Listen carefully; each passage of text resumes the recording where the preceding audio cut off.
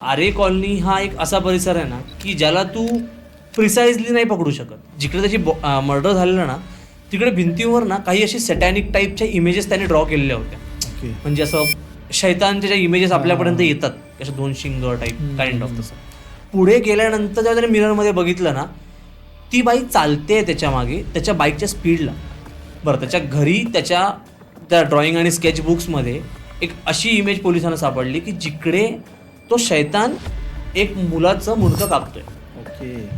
एक अशी इमेज त्याने त्याच्या पुस्तकावर बनवलेली की एक शैतान अशी मुंडकं कापतोय आणि ते अशी इमेज होती बेसिकली. आणि साधारण सेम वेमध्ये त्याचा मर्डर तिकडे झालेला किंवा ते जे काय झालेलं ना.